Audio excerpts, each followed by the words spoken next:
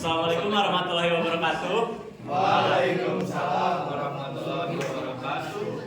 Halo penonton. Halo. Kami dari kelompok 3. Yeay. Oke, bentar. Pengenalan dirinya gak penting, jadi langsung aja ke materi. Yang pertama, judulnya itu tantangan kebebasan berpendapat dalam demokrasi digital. Kita menelaah nilai Pancasila dan Undang-Undang Dasar 1945. Apakah ada yang mau kenal dengan wajah-wajah pria tampan ini? Tapi nah, boleh, silahkan aja. Perkenalkan, saya Marsal Izal dengan NIM 241221037. Oke, lanjut. Yang ganteng tapi agak hitam ini.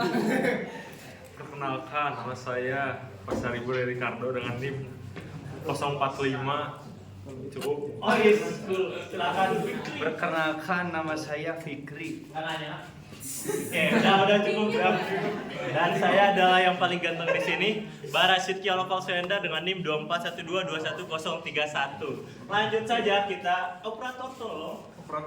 Nah, di sini ada list of content, jadi ada beberapa inti yang akan kita bahas. Yang pertama ada analisis masalah, yang kedua ada kebijakan alternatif yang kami tawarkan. Lalu ada yang ketiga adalah solusi terbaik dan alasan pemilihan. Jadi kami akan memilih di kebijakan ini mana yang terbaik. Kemudian ada rencana kerja dan juga sumber yang digunakan dalam presentasi ini.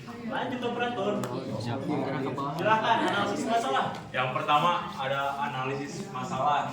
Nah, poin-poinnya yang pertama ada penyalahgunaan kebebasan berpendapat untuk menyebarkan hoax dan kebencian dan provokasi. Nah, biasanya yang kita sering temukan gitu di media sosial, kebanyakan orang bebas gitu berpendapat, tapi malah si pendapat itu malah menyebarkan hoax, terus ada ujaran kebencian dan provokasi. Contoh nyatanya kayak ada akun media sosial yang menyatakan kalau misalnya Presiden Jokowi itu bukan warga negara Indonesia, dan juga ada akun media sosial nih yang menyatakan kalau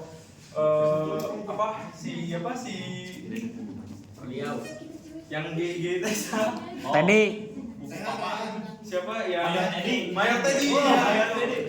Maya Teddy dikatakan katanya gay. Apa itu dasarnya apa itu? Iya, makanya kita nggak tahu itu, asal langsung di-upload gitu ke media sosial, terus ada keterangan Maya Teddy gay. Waduh. Tidak ada buktinya tadi, Ya. tidak ada datanya. Tidak baik ya itu, Tidak tidak baik.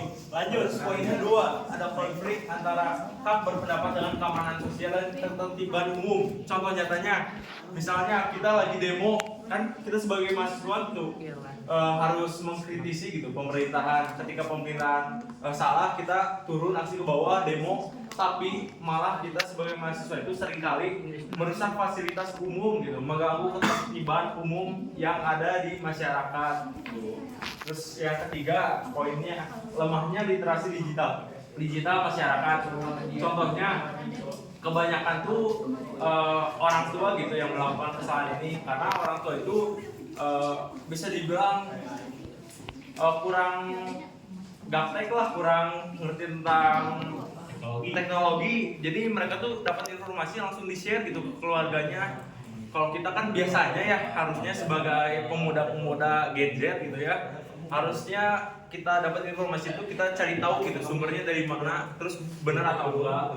Terus poin yang selanjutnya ada yang keempat, tindakan represif terhadap kebebasan berpendapat yang sah, misalnya kriminalisasi pendapat. Contoh nih, misalnya ada dosen yang mengkritik suatu pejabat atau pemerintah, padahal isinya kritik, tapi si pemerintahan tersebut tuh malah mengiranya itu tuh kayak apa ya, pencemaran nama baik.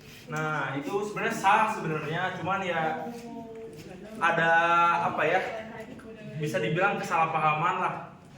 Lanjut operator. Terus ada penyebab masalah, ini faktor-faktornya. Yang poin pertama ada minimnya literasi digital dan etika bermedia sosial. Seperti yang saya sudah katakan gitu, yang minimnya literasi digital yang tadi. Mungkin yang etika bermedia sosial, kebanyakan kita tuh bermedia sosial tuh terlalu bebas gitu, kurang tahu gitu cara beretika yang benar tuh kayak gimana. Terus ada poin yang kedua, kurangnya pemahaman terhadap nilai Pancasila. Nah ini yang kita rasakan tuh masih banyak lah di media sosial.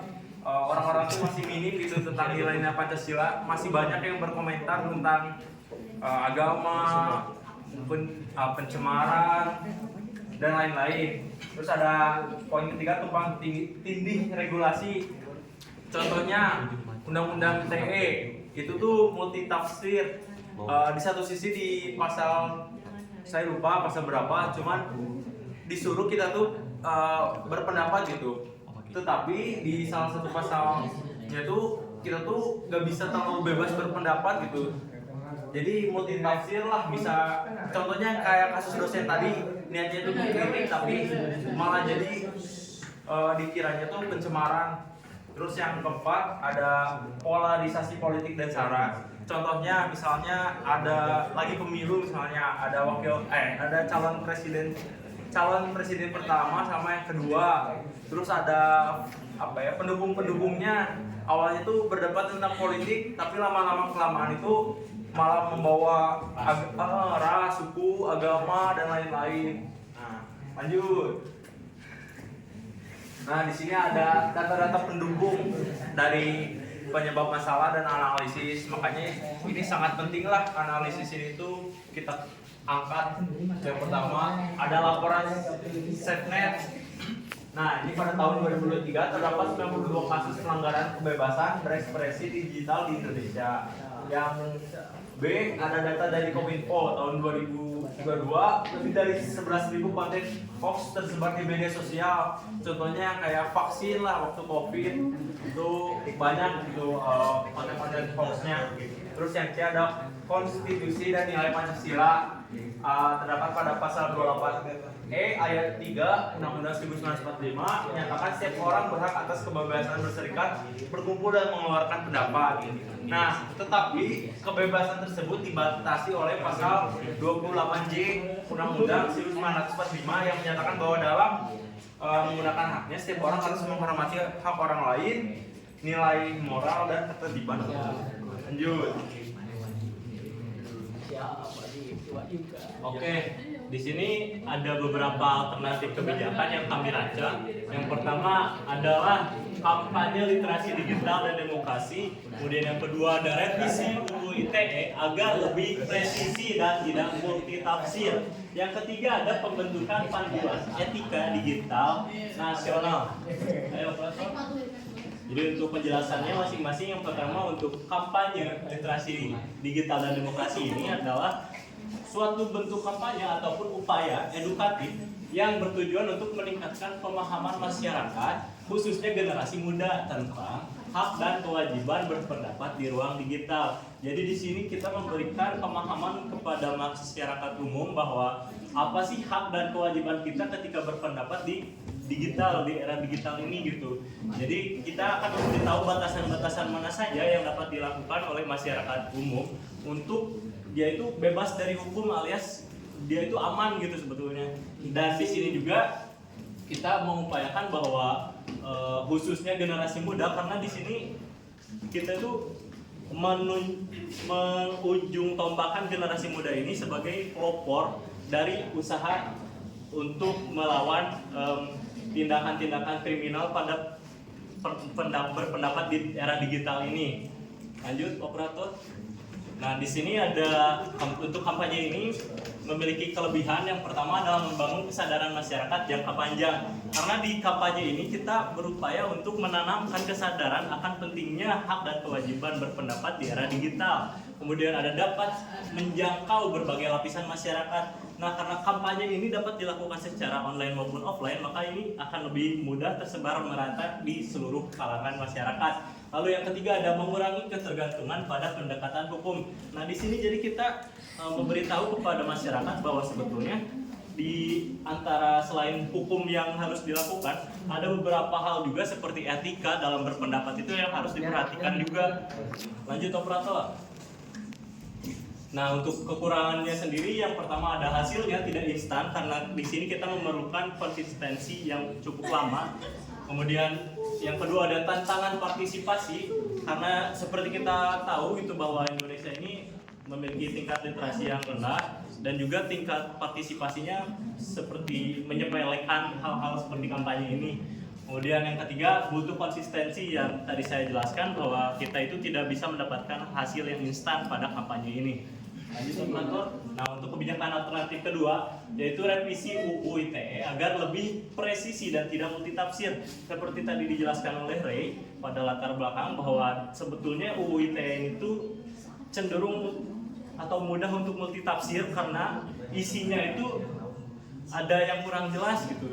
Nah, beberapa pasal dalam UU ITE, khususnya yang berkaitan dengan penghinaan, pencemaran nama baik, dan ujaran kebencian, dinilai terlalu multitafsir dan rentan disalahgunakan untuk membungkam kritik yang sah. Jadi ada kesalahpahaman antara kritik dan juga penghinaan. Nah, hal itu tuh disebabkan oleh multitafsirnya ITE. Untuk contoh kasusnya adalah kasus Baik Nuril. Nah, di sini jadi ceritanya si Baik Nuril ini tuh dia terkena kasus karena dia melaporkan si kepala sekolah. Jadi si Baik Nuril itu merupakan guru dan guru ini tuh ditelepon oleh kepala sekolahnya, yang dimana kepala sekolahnya itu memberikan ujaran-ujaran kebencian atau penghinaan di telepon. Nah, di telepon itu oleh Baik Nuril itu direkam telepon, pembicaraan telepon tadi, dan kemudian di-share oleh Baik Nuril sebagai bentuk ingin mempublikasikan bahwa dia itu terkena pelecehan verbal oleh si kepala sekolahnya.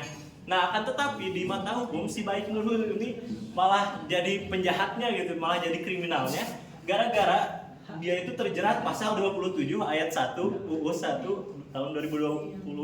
Nah, yang berbunyi, setiap orang dengan sengaja dan tanpa hak menyiarkan, mempertunjukkan, mendistribusikan, mentransmisikan, dan atau membuat dapat diaksesnya informasi elektronik dan atau dokumen elektronik yang memiliki muatan yang melanggar kesusilaan untuk diketahui umum.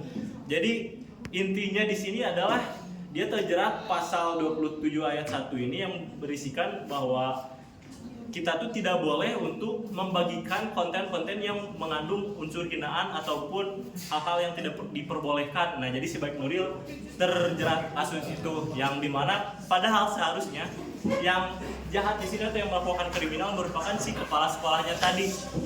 Oleh dari itu, yang tadi saya sebutkan bahwa kebijakan alternatif untuk merevisi UU ITE itu agar memperjelas maksud dari pasal ini tuh agar tidak ada kasus seperti ini lagi. Lanjut operator.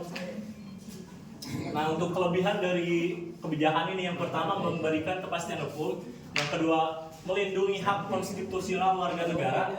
Nah, yang poin 1 dan poin 2 ini sangat berkaitan karena dengan jelasnya peraturan yang dilakukan oleh negara, maka untuk supremasi hukumnya juga akan lebih mudah untuk ditegakkan. Kemudian yang ketiga ada mencegah kriminalisasi berlebihan. Nah, di sini kita tahu bahwa dengan merevisi UU ITE ini, kita atau sebagian warga negara mengetahui batas-batas mana saja yang dapat berkaitan dengan hukum atau melanggar hukum. Lanjut operator. Nah, untuk kekurangannya, yang pertama proses revisi hukum sangat panjang dan politis, karena di sini yang namanya hukum itu bukan merupakan suatu yang bisa dilegalkan secara spontan ya. Kita membutuhkan banyak musyawarah maupun rapat untuk menegakkan suatu hukum. Lalu yang kedua, potensi tarik ulur kepentingan. Nah, ini maksudnya adalah politik kepentingan, yaitu untuk pejabat-pejabat lain bisa jadi si revisi UU ini tuh bisa dimanfaatkan oleh pejabat-pejabat tertentu. Kemudian yang ketiga, kurangnya sosialisasi pasca revisi. Nah, di sini kita harus mensosialisasikan hasil dari revisi UU ITE ini itu seperti apa dan juga dampaknya untuk masyarakat itu seperti apa agar semua mengetahui bahwa si revisi ini tuh berguna gitu. Lanjut operator. Kemudian ada kebijakan alternatif yang ketiga, yaitu pembentukan panduan etika digital nasional. Alternatif kebijakan yang berorientasi pada pembinaan moral sosial di ruang digital tanpa menggunakan pendekatan hukum pidana. Jadi di sini tuh kita membuat suatu dokumen seperti dokumen buku saku pramuka yang pernah kita dapatkan di SMP ataupun di sekolah. Nah, di sini dokumennya itu berbentuk panduan dalam menggunakan aplikasi digital. Jadi kita diberikan panduan etika mengenai bagaimana caranya kita berpendapat di era digital ini. Lanjut operator. Kelebihannya yang pertama, pendekatan berbasis edukasi, bukan hukuman. Nah, jadi di sini kita menekankan bahwa penggunaan etika bukan hukum. Seperti misalnya untuk bertegur sapa ataupun berkomunikasi dengan teman, bagaimana bahasa yang seharusnya kita gunakan. Nah, hal tersebut tentunya tidak berkaitan dengan hukum, tetapi kita berkaitan dengan moral dan etika. Lalu kemudian untuk poin kedua, fleksibel dan mudah diadaptasi, karena bentuknya adalah dokumen yang bisa secara langsung digital maupun dalam selembaran bisa dibagikan, disebarluaskan, misalnya di sekolah ataupun di organisasi-organisasi, makanya dapat mudah dijangkau oleh lapisan masyarakat. Kemudian yang ketiga, ada mendukung harmonisasi ruang digital. Yang tadi saya bilang bahwa ini merupakan panduan etika, jadi kita semua dapat mewujudkan era komunikasi sehat. Kemudian lanjut operator. Ada kekurangan juga, yang pertama tidak bersifat mengikat secara hukum, karena seperti yang tadi saya jelaskan bahwa panduan ini dengan hukum itu bukan satu paduan gitu ibaratnya, tetapi dua hal yang berbeda. Kemudian yang kedua, perlu kampanye besar-besaran. Nah, ini untuk diterapkan dan untuk bisa digunakan itu memerlukan sosialisasi yang sangat menyeluruh ke semua lapisan masyarakat. Kemudian yang ketiga, efektivitas bergantung pada kesadaran kolektif. Nah, jadi di sini tuh maksudnya bahwa setiap orang tuh mempunyai kesadaran bahwa dia itu bisa melakukan sesuai dengan panduan ini ataupun tidak. Oke, selanjutnya operator. Di sini ada solusi terbaik. Oke, jadi hasil dari diskusi kita mempunyai solusi, yaitu kampanye literasi digital dan demokrasi di kalangan pemuda. Operator. Nah, jadi alasan pemilihan solusinya itu, jadi ini tuh mudah diterapkan, jadi bisa dimulai dari sekolah, misalnya di OSIS atau di perkuliahan seperti BEM. Kemudian jangkauannya itu luas, bisa memanfaatkan media sosial yang akrab bagi generasi muda seperti Instagram, TikTok, atau YouTube. Kemudian jangka panjangnya ini tuh membentuk kebiasaan berpikir kritis, seperti berpikir kritis, etis dan konstitusional sejak dini. Kemudian minim resiko represif, jadi itu fokus edukasi dan tidak berprovokasi. Di sini ada contoh bentuk kampanyenya atau contoh bentuk solusinya, yaitu bisa membuat poster-poster di sekolah, misalnya posternya tentang edukasi bermedia sosial, isinya itu tentang etika bermedia sosial dan lain-lainnya. Jadi ini tuh posternya tuh bisa dipajang di mading sekolah atau mading di kampus-kampus gitu. Lanjut. Kemudian ada video edukatif. Nah, bisa di play nggak? Oh, bisa. Nah, ini bisa di play, ada video edukatif. Jadi ini tuh isinya menjelaskan tentang, yaitu edukasi lagi tentang etika bermedia sosial dan kawan-kawannya gitu. Oke, mungkin bisa dilanjut tadi. Kemudian ada pelatihan di sekolah, misalnya kita membuat sosialisasi di sekolah seperti SD, SMP atau SMA. Jadi kita tuh mengajarkan untuk beretika di media sosial. Jadi kita tuh seperti mengedukasi anak-anak sekolah gitu. Oke, lanjut operator. Nah, akan dilanjutkan oleh kawan saya. Selanjutnya ada rencana kerja dan produk. Jadi apa sih fungsinya? Fungsinya itu sebagai panduan operasional agar proyek ini lebih efektif dan terukur. Nah, ini ada salah satunya, yaitu memaparkan infografis, memaparkan video edukatif, dan membentuk forum diskusi bersama OSIS atau BEM. Nah, ini ada contohnya juga, yang infografis mingguan pasal 28E sama 28J, hak batasan kebebasanmu. Terus ini contoh video edukatifnya, membuat TikTok atau YouTube Short dengan konten berikut. Selanjutnya ada kegiatan kolaboratif, Contohnya itu diskusi dengan OSIS atau BEM. Lanjut.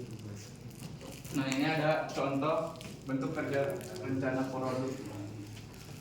Ini play aja dulu, bisa di play itu. Nah,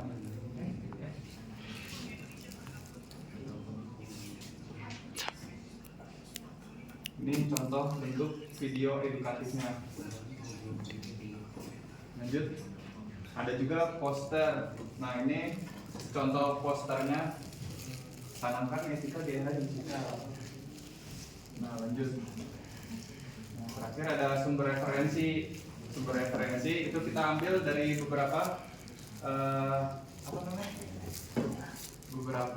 Berapa situs jurnal? Ya, produk jurnal itu. Ada UUD 1945 pasal 28E, lalu ada UUD 1945 pasal 28J, ada Komnas HAM, Ada Barjut. Aduh. ada SafeNet, ada Komnas HAM RI, Kayak dipotong. terus Kominfo, ada BPS sama Indikator Politik Indonesia. Orang sih. Nah ini yang tadi dari apa sih namanya, video-videonya sama poster-posternya. Terima kasih.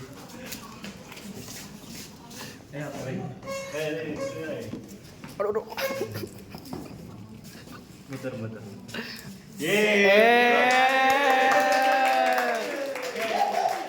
Cukup sekian dari kelompok 3. Wassalamualaikum warahmatullahi wabarakatuh. Waalaikumsalam warahmatullahi wabarakatuh. Aku mau nanya. Bang Jaiji bertanya,